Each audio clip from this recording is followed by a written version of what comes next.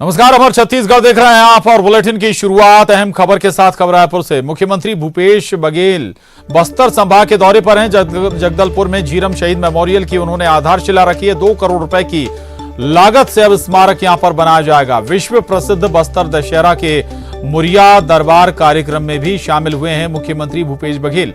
562 करोड़ 77 लाख रुपए से अधिक के विकास कार्यों की सीएम ने सौगात दी है। 158 कार्यों का उन्होंने लोकार्पण किया है और 224 कार्यों का शिलान्यास मुख्यमंत्री भूपेश बघेल के जरिए किया गया है। तो मुख्यमंत्री भूपेश बघेल बस्तर संभाग के दौरे पर हैं और यहां पर अब जगदलपुर में झीरम शहीद मेमोरियल की आधारशिला भी उन्होंने रखी है। इसके अलावा 2 करोड़ रुपए की लागत से यह स्मारक बनाया जाएगा। विश्व प्रसिद्ध बस्तर दशहरा के मुरिया दरबार कार्यक्रम में भी मुख्यमंत्री भूपेश बघेल शामिल हुए। 562 करोड़ 77 लाख रुपए से अधिक के विकास कार्यों की सौगात उन्होंने दी है, जिनमें 158 कार्यों का लोकार्पण और 224 कार्यों का शिलान्यास किया गया है। तो बस्तर के लिए यह बड़ी सौगात है। मुख्यमंत्री भूपेश बघेल ने 562 करोड़ 77 लाख रुपए से अधिक की विकास कार्यों की सौगात दी है बस्तर क्षेत्र के लिए, बस्तर संभाग के लिए। विनोद कुशवाहा हमारे साथ जुड़ गए। विनोद, मुख्यमंत्री भूपेश बघेल का ये बस्तर दौरा बेहद महत्वपूर्ण, कई स्तर पर हम कहें कि सौगातों की बारिश बस्तर पर हुई है। बिल्कुल बिल्कुल सही कह सकते हैं कि कई स्तर पर दशहरे का चूंकि एक प्रकार से कहें कि तोहफा मिला है बस्तर वासियों को। और मुरिया दरबार में अब से कुछ देर बाद मुख्यमंत्री शिरकत करने वाले हैं और यहाँ पर जो माझी चालकी होंगे उनके गांव में किस तरह के विकास काम हुए हैं सरकारी महकमों के द्वारा, और इसके अलावा कोई समस्या है तो वो इस मुरिया दरबार की खासियत होती है कि वहां पर वो सीधे तौर पर सीएम के सामने रख सकते हैं। तो ये मुरिया दरबार अब से कुछ देर बाद शुरू होगा, जिसमें कि जो बस्तर दशहरा समिति से जुड़े हुए माझी चालकी है वो यहाँ पर मौजूद हो चुके हैं। लगभग 120 जो पूरे बस्तर संभाग है वहाँ के माझी चालकी पहुंचे हुए हैं और सीएम से अपनी बात रखेंगे। और इसके अलावा दूसरी चीज, इसी मंच पे सीएम करीबन 562 करोड़ 77 लाख रुपए से अधिक के विकास कार्यों की सौगात भी देंगे बस्तर वासियों को। तो ये कह सकते हैं कि ये बस्तर वासियों को दशहरे और दीपावली का एक तोहफा देने जा रहे हैं इस मंच से, इसमें कि 158 करोड़ के विकास कार्यों का लोकार्पण भी करना है उनको और 224 करोड़ के विकास कार्यों का वो शिलान्यास भी करेंगे। दूसरी एक महत्वपूर्ण बात की सभी को मालूम होगा कि 25 मई 2013 को जो दरभा इलाका है झीरम का, वो देश दुनिया में उसने सुर्खियां ली थी उस समय की, जब 32 उसमें कांग्रेसी नेता और सिविलियन लोग शामिल थे जिनको माओवादियों ने मौत की घाट उतार दिया था। प्रथम पंक्ति के प्रदेश कांग्रेस कमेटी के नेता थे, यानी उस समय प्रदेश कांग्रेस कमेटी जो है पूरी तरह से शून्य में चली गई थी। तो उस समय सीएम ने जैसे ही सत्ता संभाली उन्होंने घोषणा की थी कि वो उनकी याद को अक्षुण्ण बनाए रखने के लिए स्मारक का निर्माण करवाएंगे और वो दिन भी आज शुभ दिन आया है जब लाल बाग में उस स्मारक की आधारशिला रखी जाएगी और उसका निर्माण जल्द ही होगा। तो वहां पर भी जो क्षेत्रीय लोग हैं उनसे भी सीएम बात करेंगे। जी बिल्कुल बिल्कुल, शहीद झीरम शहीद मेमोरियल की भी आधारशिला मुख्यमंत्री के जरिए रखी गई। विनोद, अगर हम जिक्र करें सबसे ज्यादा नक्सल प्रभावित क्षेत्र यही है, जो छत्तीसगढ़ में जिन जिन क्षेत्रों में भी नक्सली सक्रिय हैं, स्वाभाविक है कि इनकी काट और केवल विकास ही है। जमीनी स्तर पर ज्यादा आधारभूत संरचनाएं तैयार करना, लोगों तक, गांव वालों तक ज्यादा से ज्यादा सुविधाएं पहुंचाना। देखिए, सभी जानते हैं प्रशांत की नक्सलियों ने जो 3 दशक तक राज किया बस्तर में वो केवल और केवल दहशत के मुद्दे पर, और अब बस्तर के लोग उन तमाम चीजों को समझने लगे हैं। और राज्य सरकार ने भी त्रिवेणी कार्य योजना जो है वो बस्तर, या फिर यूं कहें कि जितने भी प्रदेश के नक्सल प्रभावित इलाके हैं वहां पर त्रिवेणी कार्य योजना के तहत काम हो रहे हैं और उनमें 3 बातों का ख्याल रखा जा रहा है, जिसमें सुरक्षा तो है ही, विकास है ही और रोजगार है। इन तमाम चीजों को आधार बना करके सरकार लगातार काम कर रही है और यही वजह है कि धीरे धीरे उन इलाकों में जहां पर की दहशत रहती थी माओवादियों की, अब वो दहशत धीरे धीरे खत्म हो रही है और सुरक्षा एजेंसियां लगातार ऑपरेशन भी चला रही हैं। और आज जैसा कि अभी जो झीरम का जहां पर वो आधारशिला रखने वाले हैं वहां पर जैसी जानकारी है कि सीएम उस दौरान कुछ अधिकारियों से मैस में बैठ करके जो ऑपरेशन चलाए जा रहे हैं बस्तर में उसके बारे में भी चर्चा करेंगे और आगे किस तरह की रणनीति बनाई जाए माओवाद के पैर उखाड़ने के लिए उस बारे में भी चर्चा होगी। प्रशांत, बिल्कुल महत्वपूर्ण बात है ये विनोद, लेकिन एक और महत्वपूर्ण बात और खास बात ये कि रोजगारों का सृजन हो, समय के साथ रोजगार का सृजन हो, जिसके लिए तमाम कोशिशें भी होती हैं सरकारों के जरिए। आधारशिला लोकार्पण तमाम होते हैं अलग अलग योजनाओं के, लेकिन जमीन पर भी जो योजनाएं बनती हैं वो समय में पूरी हो, ये बहुत ज्यादा जरूरी भी है। इसकी मॉनिटरिंग भी सरकार के स्तर पर होनी चाहिए ताकि वाकई में लोगों तक लाभ पहुंचे भी। विनोद, देखिए, समय समय पर सरकार या तो राजधानी में बैठकर या फिर बस्तर में मौके पर पहुंच करके इन बातों की समीक्षा भी करती है। और उसका सबसे अच्छा उदाहरण ये है प्रशांत की, अगर हम 2006 से लेकर 11 तक की बात करें तो जिस तरह का नक्सलवाद पीक पर था, उसका एनालिसिस सरकार ने किया है सत्ता में आते ही, और ये बात जानने की कोशिश की है कि आखिर नक्सलवाद की जड़ें कहां पर है। और उसमें सबसे अहम जो है वो रोजगार है। जैसे ही सरकार सत्ता में आई उसके बाद बड़ी मात्रा में जो है, बड़ी संख्या में यहाँ पर रोजगार को जोड़ा गया, उसमें युवाओं को रोजगार दिया गया। फिर चाहे वो जो डीआरजी की फोर्स है जो लगातार माओवादियों से लोहा ले रही है, जो बच्चियां हैं बस्तर की, उन्हें भी शामिल किया जा रहा है। और इसके अलावा जो स्वहेल्प ग्रुप हैं, जो सहायतक समूह हैं, उनके माध्यम से भी रोजगार उपलब्ध कराए जा रहे हैं। तो बहुत सारी ऐसी एजेंसियां जो लगातार काम कर रही है सरकार की दिशा पर, और सरकार की जो महकमे हैं और वो लगातार मॉनिटरिंग भी कर रहे हैं, सरकार को उसकी रिपोर्ट भी पेश कर रहे हैं। और यही वजह है कि आज देखने को मिल रहा है कि नक्सलवाद जिस हिसाब से 2003 से लेकर के अब तक था 2011-14 तक, अब वैसा नक्सलवाद बस्तर में दिखाई नहीं देता है। जी बिल्कुल बिल्कुल महत्वपूर्ण है। और कई योजनाएं ऐसी भी हैं सरकार की जो ग्रामीण क्षेत्रों में कहीं ज्यादा प्रभावी हैं और छोटे स्तर पर ही सही, लेकिन लोगों को रोजगार या जरूर मुहैया करा रहे हैं। शुक्रिया विनोद आपका इस जानकारी के लिए। आगे बढ़ते हैं, छत्तीसगढ़ के नरवा कार्यक्रम को राष्ट्रीय स्तर पर बड़ी उपलब्धि मिली है। केंद्र सरकार ने बिलासपुर और सूरजपुर जिले को नेशनल वाटर अवार्ड के लिए चुना है। नदी नालों के पुनरुद्धार में बिलासपुर और जल संरक्षण के क्षेत्र में सूरजपुर जिले को देश में पहला स्थान मिला है। नवंबर महीने में दोनों जिलों को पुरस्कार मिलेगा। ये पुरस्कार भारत सरकार के जल शक्ति मंत्रालय की ओर से दिया जाएगा। नरवा का रिपोर्ट आया है जल संसाधन विभाग से, हमारे बिलासपुर को और सूरजपुर को उसको स्थान मिला है। तो हर क्षेत्र में हम लोग काम कर रहे हैं, तो इस कारण से लोगों को इसका लाभ मिल रहा है। बेरोजगारी दर आप देखेंगे, भारत सरकार के आंकड़े हैं जो 1.2% है, जबकि दूसरे प्रदेशों में 11%, 12% और उससे भी। सीएम भूपेश बघेल ने कहा कि बिहार में महागठबंधन की जीत होगी। मरवाही को लेकर उन्होंने कहा कि मरवाही कांग्रेस का गढ़ है, वहां के वोटर कांग्रेस को जिताएंगे। जेसीसीजे विधायकों का कांग्रेस में शामिल होने पर उन्होंने कहा कि इस मामले पर मंत्री जी बताएंगे। और सीएम भूपेश बघेल ने कहा कि किसानों को जल्द चौथी किस्त मिलेगी। बिहार में प्रथम चरण का मतदान हो रहा है, शांतिपूर्वक हो, ये हम सब चाहते हैं। साथ ही जैसे जैसे चुनाव बढ़ते गया वैसे वैसे महागठबंधन के पक्ष में हवा बनती जा रही है। मैं समझता हूं कि आज 71 विधानसभा के जो चुनाव हैं शांतिपूर्ण संपन्न होंगे और साथ ही गठबंधन में यहाँ भारी सफलता मिलेगी। मरवाही हमारा कांग्रेस का गढ़ रहा है, वहाँ के लोग हमेशा, वहाँ लोगों से आत्मीय संबंध रहा है। और जो छत्तीसगढ़ में हमारी सरकार ने जो विकास कार्य किए हैं उसके प्रतिसाद हमको मिलेगा। 3 तारीख को मतदान होगा, 10 तारीख को गणना होगी। हमारे मंत्री जी कह रहे थे कि जेसीसीजे के 3 विधायक हमारे संपर्क में हैं, कभी भी शामिल हो सकते हैं। अब वो मंत्री जी से पूछिए, उसकी चिंता उनको नहीं करना चाहिए। जब वो सरकार में थे तो दे नहीं पाए थे।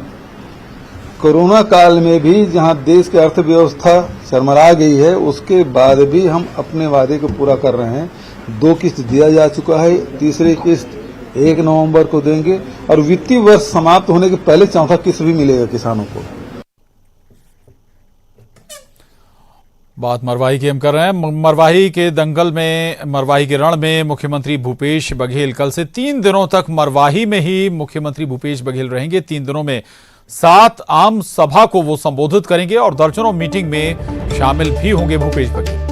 29 से 31 अक्टूबर तक वो मरवाही में रहेंगे। कांग्रेस प्रत्याशी के पक्ष में लगातार 3 दिनों तक वो प्रचार भी करेंगे। 3 नवंबर को आपको बता दें कि मरवाही में मतदान भी होना है। साथ ही कल से रमन सिंह भी कमान संभालेंगे। बीजेपी प्रत्याशी के लिए वो जनसभाएं करेंगे।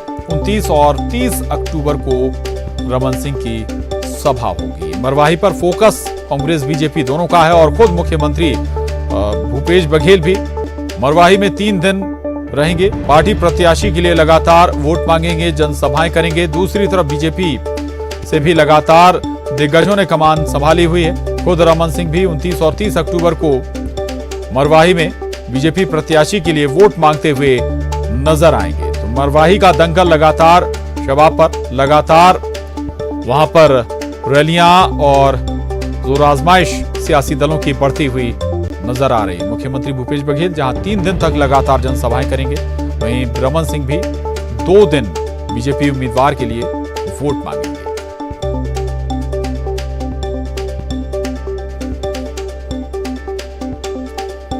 तो 2 तस्वीरें देख रहे हैं आप, और आपको यह भी बता दें कि खुद कांग्रेस के दिग्गज और छत्तीसगढ़ के मुख्यमंत्री भूपेश बघेल मरवाही में 3 दिन कैंप करेंगे। 3 दिन का उनका दौरा रहेगा। 3 दिन लगातार वो मरवाही में रहकर ही कांग्रेस के पक्ष में माहौल बनाएंगे। कई जनसभाएं करेंगे पार्टी प्रत्याशी के लिए। दूसरी तरफ रमन सिंह भी 2 दिन मरवाही में गुजारेंगे। 2 दिन बीजेपी उम्मीदवार के लिए पूरी जोर आजमाइश होगी और पार्टी के पक्ष में माहौल बनाने की हर मुमकिन कोशिश की जाएगी।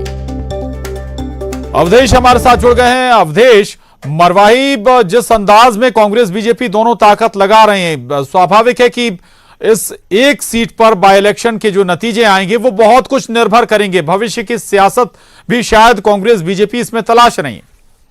हाँ, बिल्कुल आपने सही कहा। देखिए, जो सीट के नतीजे आएंगे वो भविष्य की ओर ही राह प्रशस्त करेंगे कि कांग्रेस जिस दम के साथ, जिस अहम के साथ इस चुनाव को लड़ रही है, मुख्यमंत्री से लेके तमाम मंत्री विधायक डेरा जमाए हुए हैं। ये कांग्रेस की अहम की लड़ाई है। कांग्रेस इसे हर हाल में जीतना चाहती है। ठीक उलट बीजेपी भी सीट पे पूरी ताकत लगा रही है, क्योंकि 2018 चुनाव में करारी हार के बाद, चाहे वो पंचायतों के चुनाव हो, नगर निगम के चुनाव हो या फिर 2 उपचुनाव हो, सभी जगह पे बीजेपी को मुंह की खानी पड़ी। स्थिति ये बनी कि बहुमत आने के बाद भी बीजेपी ने अपना महापौर नहीं बनाए। ये स्थिति बीजेपी के भीतर बनी हुई है। तो ऐसे में बीजेपी इस सीट को जीत के नई ऊर्जा के साथ आगे बढ़ना चाहती है, मिशन 2023 के राह पे चलना चाहती है। लेकिन ठीक इसके उलट कांग्रेस जो है वो अपनी पूरी ताकत के साथ इस सीट को जीत के 70 की संख्या के साथ विधानसभा में पहुंचना चाहती है। अब यही वजह है कि प्रचार के जो अंतिम 3 दिन होंगे, मतलब कल से लेके 31 अक्टूबर तक, तब मुख्यमंत्री पूरे 3 दिनों तक डेरा जमाए हुए हैं। पूर्व मुख्यमंत्री रमन सिंह क्षेत्र में रहेंगे। तमाम नेता, मंत्री, संगठन के पदाधिकारी लगातार जो धुआंधार प्रचार का जो दौर है वो कल से शुरू हो जाएगा और 31 तारीख के प्रचार समाप्ति के साथ ही चुनावी जो जोर आजमाइश की जो कोशिशें हैं वो तमाम कोशिशें समाप्त हो जाएगी और उसके बाद प्रशांत जनता जनार्दन की बारी आएगी। तब जाके पता चलेगा कि आखिरकार 1 महीने के चुनावी कैंपेन के बाद, तमाम दांव पेच के बाद जनता जनार्दन किस पे अपना विश्वास जताती है। बिल्कुल अवधेश, गंभीरता इस लिहाज से भी समझी जा सकती है कि खुद मुख्यमंत्री अगर 3 दिन मरवाही में कैंप करते हैं, 3 दिन जनसभाएं करते हैं, तो कांग्रेस कितनी गंभीर है मरवाही को लेकर। दूसरी तरफ रमन सिंह भी 2 दिन लगातार मरवाही में ही रहेंगे, यानी कि हर एड़ी चोटी का जोर जीत के लिए दोनों सियासी दल लगा रहे हैं। महत्वपूर्ण अवधेश बीजेपी के लिए भी होगा, जो जिक्र भी आप कर रहे हैं कि जो बड़ी हार के बाद, विधानसभा उपचुनाव में बड़ी हार के बाद एक रोशनी या किरण जरूर हो सकती है बीजेपी को, अगर यहां से जीत का स्वाद लगता है तो। अवधेश, बिल्कुल। देखिए, दरअसल मरवाही सीट जोगी की और अजीत जोगी या जोगी परिवार की परंपरागत सीट रही है।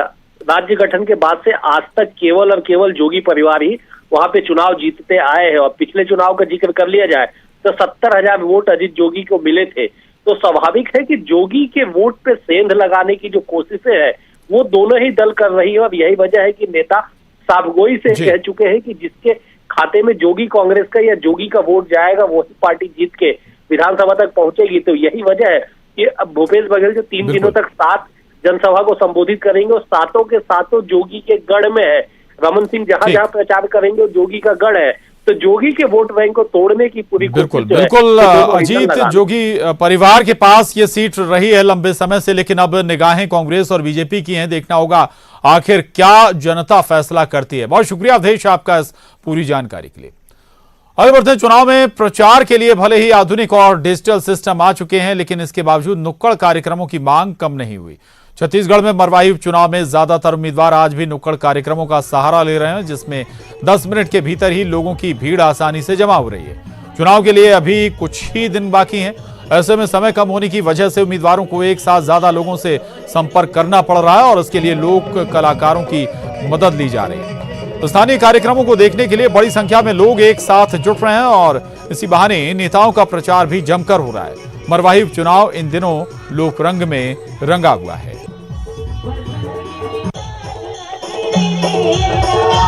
मरवाही उपचुनाव का रंग हम आपको दिखा रहे हैं। उपचुनाव का दौर है और प्रत्याशियों की किस्मत 3 नवंबर को ईवीएम में कैद होने वाली है। लेकिन उससे पहले जो प्रचार का मूड है, जो सियासी रंग है, वो यहाँ की लोक संस्कृति में रंगा हुआ आपको दिखाई देगा। तमाम प्रत्याशी आपको यहाँ पर दिखाई देंगे जो कि इस तरह से लोक कलाकारों को लोगों के बीच ला करके अपील कर रहे हैं और एक तरह से ये पूरा माहौल बनाने की कोशिश है कि लोगों को एक साथ इकट्ठा किया जाए। और आप देखिए कि गांव का जो माहौल होता है वहां पर अब भी लोक कलाकारों का और जो लोकगीतों का, लोक नृत्यों का महत्व है और चुनाव में ये और ज्यादा अच्छा हो जाता है क्योंकि भीड़ इससे काफी इकट्ठी होती है। और हर गांव में जब प्रत्याशी चुनाव प्रचार के लिए पहुंचते हैं उस दौरान यही लोक कलाकार हैं जो इनके पक्ष में मतदान की अपील करते हैं। हर गांव में आपको इस तरह की तस्वीरें अभी फिलहाल मरवाही में दिखाई देगी जहां पर ये तमाम लोक कलाकार आपको दिखाई देंगे सजे धजे चुनावी रंग में, छत्तीसगढ़ी पोशाक में, और वो भीड़ दिखाई देगी आपको जो कि इन कलाकारों को देखने के लिए पहुंच रही है। तो कुल मिलाकर के यहाँ पर एक ही तरह से कोशिश की जा रही है कि माहौल अपने पक्ष में बनाया जाए और प्रत्याशी इसके लिए कोई कोर कसर नहीं छोड़ रहे हैं। हालांकि प्रचार के बहुत सारे आधुनिक साधन जरूर आ गए हैं लेकिन उसके बावजूद लोक नृत्यों का, लोक कलाकारों का जो महत्व है उसे नहीं नकारा जा सकता और यही असली चुनावी रंग घोलते हैं और यही रंग मरवाही उपचुनाव में भी दिखाई दे रहा है। कैमरा पर्सन इमरान कुरैशी के साथ देवव्रत भगत, न्यूज़ 18 मरवाही। मरवाही उपचुनाव में प्रचार में एक फैक्टर सबसे ज्यादा काम कर रहा है और वो है लोक कलाकारों को एक साथ इकट्ठा करना। और प्रचार का ये तरीका जो है वो बीजेपी भी अपना रही है, कांग्रेस भी अपना रही है और ये एक तरह से पुराना तरीका है जिससे एक साथ पूरे गांव वाले इकट्ठे होते हैं और प्रत्याशी अपने पक्ष में प्रचार के लिए लोगों से उम्मीद करते हैं। और जो माहौल आपको नजर आ रहा है ये बीजेपी प्रत्याशी जो है वो प्रचार के लिए, आप देखिए कि यहाँ पर गांव में पूरी तरह से लोग इकट्ठा हुए हैं, प्रचार का माहौल है और मरवाही चुनाव का ये रंग है जहाँ पर तमाम प्रत्याशी जो है वो यहाँ पर आपको नजर आएंगे।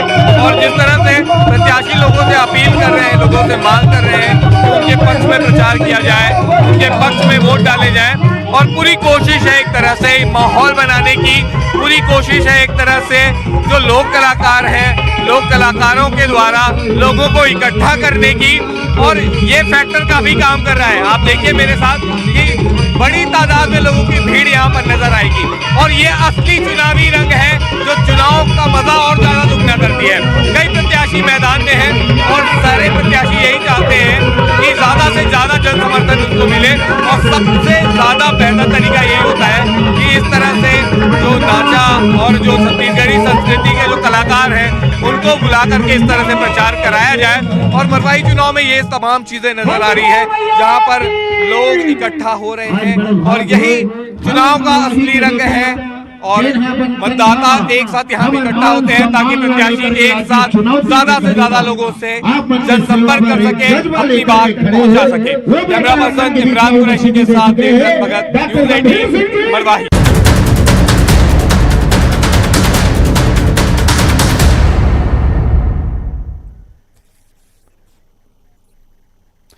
और बड़ी खबर रायपुर से, कोरोना की दवा बेचने वालों पर एक्शन हुआ है, कार्रवाई हुई है। कोरोना से बचाव की दवा बेची जा रही थी और औषधि विभाग ने ये कार्रवाई की है। 3 दुकानों पर कार्रवाई की गई है।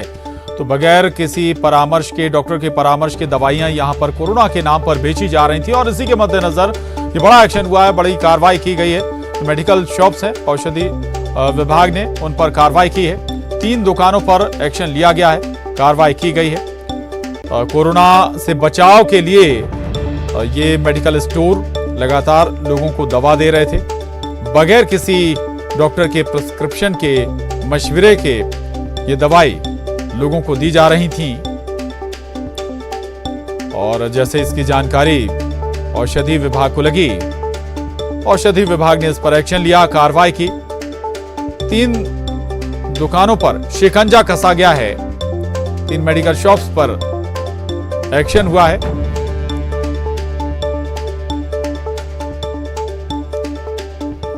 तो राजधानी रायपुर का ये मामला है। आप अंदाजा लगा सकते हैं कि राजधानी रायपुर में ही अगर इस तरह से मेडिकल शॉप्स कोरोना के नाम पर दवा बेच रहे हैं बगैर किसी डॉक्टर के प्रिस्क्रिप्शन के, मशवरे के, तो ये भी अंदाजा लगाया जा सकता है कि और जो इंटीरियर इलाके हैं वहां क्या हाल होगा।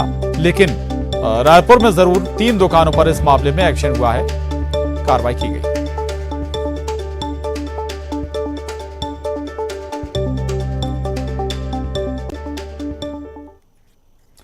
खबर जसपुर से, जहां एक तेंदुए का शव बरामद हुआ है। जंगल से बताया जा रहा है कि तेंदुए का शव मिला है। मामले में 4 आरोपियों को गिरफ्तार किया गया है। पत्थल गांव के पतरा टोली का ये मामला है। तो जसपुर के जंगलों में एक तेंदुए का शव बरामद हुआ है और इस मामले में 4 लोगों की गिरफ्तारी भी हुई है। जसपुर के पत्थल गांव के पतरा टोली का ये मामला है। 4 लोगों को की इस संबंध में गिरफ्तारी भी हुई है। ये तस्वीरें भी देख पा रहे हैं आप, तेंदुए का शव और शव के साथ ये 4 लोग गिरफ्तार किए गए हैं। पुलिस ने की गिरफ्तारी भी की है। पत्थल गांव के पतरा टोली का ये मामला है और इससे पहले भी कई बार जंगली जानवर हैं उनकी मौत के मामले सामने आते रहे हैं और कई बार यहां तक कि हाथियों की मौत भी कई बार सामने आई है। कई बार करंट लगने से या फिर फसलों को बचाने के लिए चारों तरफ घेरेबंदी कर देने के बाद भी ऐसे मामले सामने आए और अब जसपुर से एक तेंदुए का शव बरामद हुआ।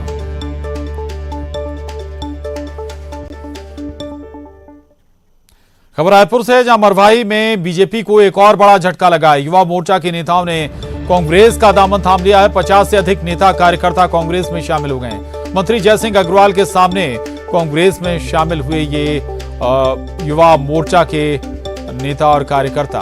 तो बड़ी खबर रायपुर से, जहां मरवाही में बीजेपी को एक और बड़ा झटका लगा। युवा मोर्चा के नेताओं ने कांग्रेस का दामन थाम लिया है। 50 से अधिक नेता और कार्यकर्ता कांग्रेस में शामिल हो गए।